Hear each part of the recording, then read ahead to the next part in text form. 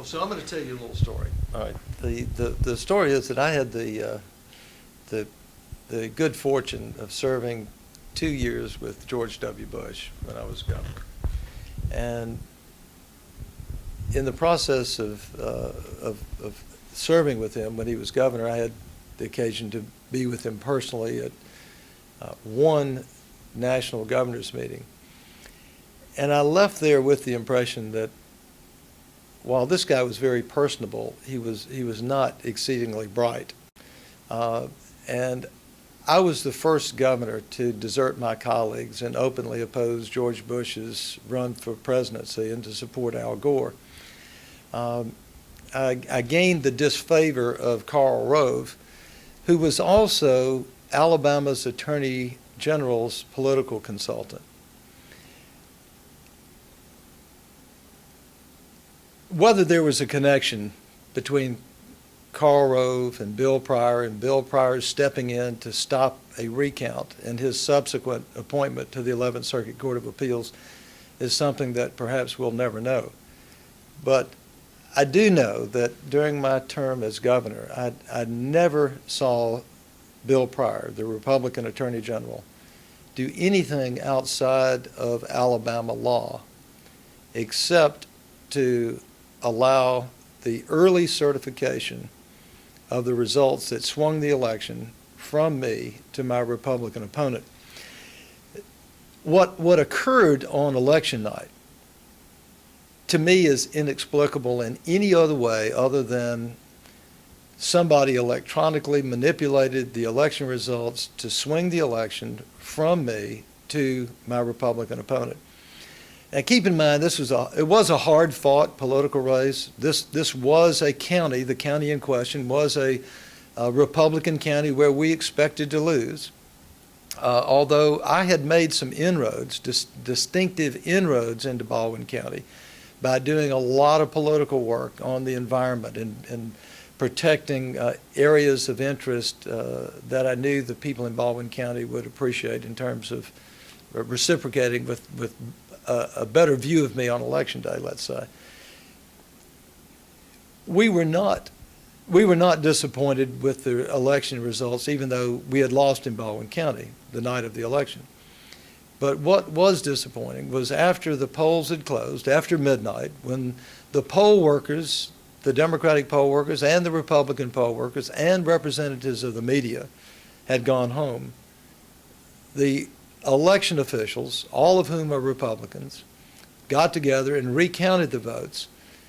In that process, I lost some 6,700 votes, enough to swing the election from me to my Republican opponent. Poll workers should have been present during that process. And secondly, the results should not have been certified the next day. Under Alabama law, the election results cannot be certified legally until after 12 noon on Friday following the election. But after we had made an official request for a hand count of the ballots in Baldwin County, and after the Attorney General and the Republican District Attorney had said they would put anyone in jail who attempted a hand recount, the votes were suddenly rushed to Montgomery, certified by the Republican Secretary of State, which put us at a disadvantage. Under Alabama law, anyone who wants to challenge the election must show that there were enough legal votes not counted or illegal votes cast to make a difference in the outcome.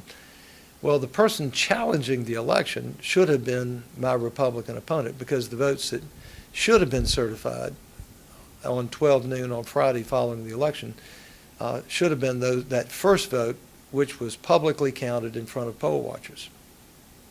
Go ahead and ask any questions that you might want to ask. Okay, great. Thank you for that information. Good. A Karl Rove story. Those are always my favorite.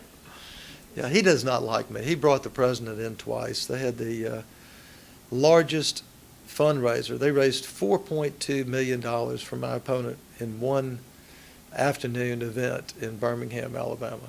So they came down and oh, they reciprocated for my early endorsement of Al Gore.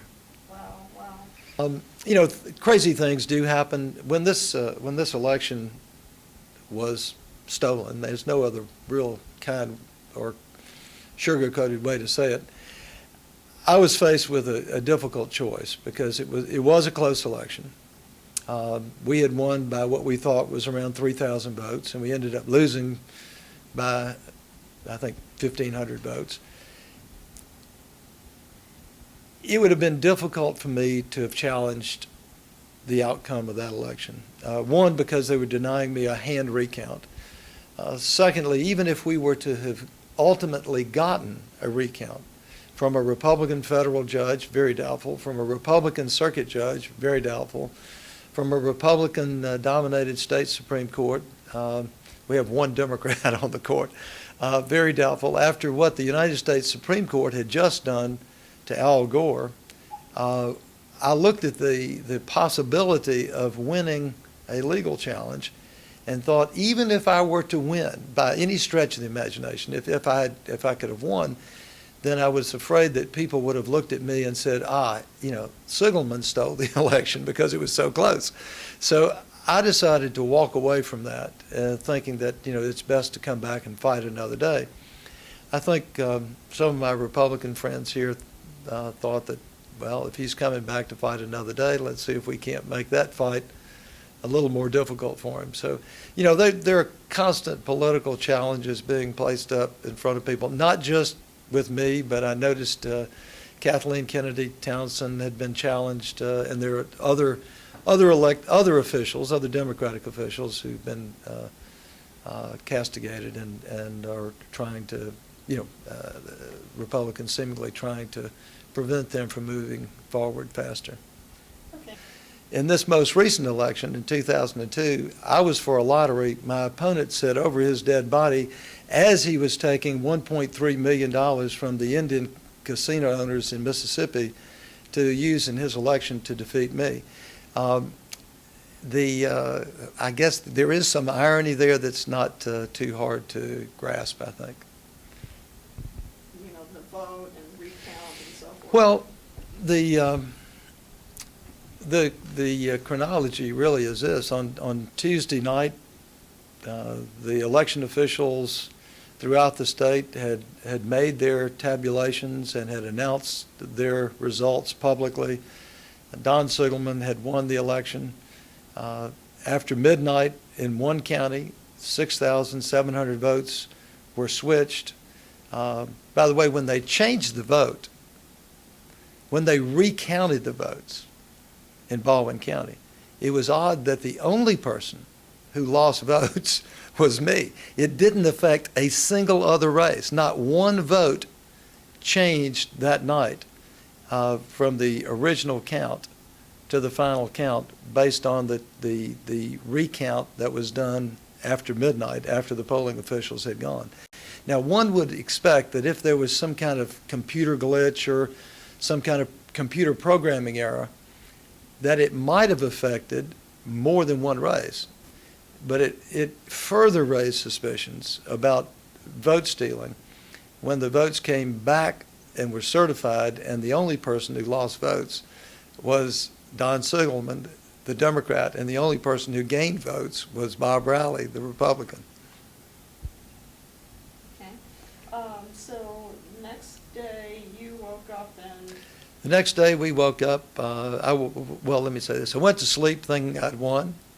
I was awoken by my staff about 4:30 in the morning and saying that there's been a second count of the votes since we went to bed. The second count shows you losing the election by 1,500 votes. The next morning we scrambled, demanded a hand recount. Later that day, on Wednesday, the Republicans, contrary to state law, certified the results. Bob Riley, oddly enough, the Republican candidate, was the one who made the official announcement of the certification of the results from Baldwin County at a press conference on Wednesday morning about 11 o'clock.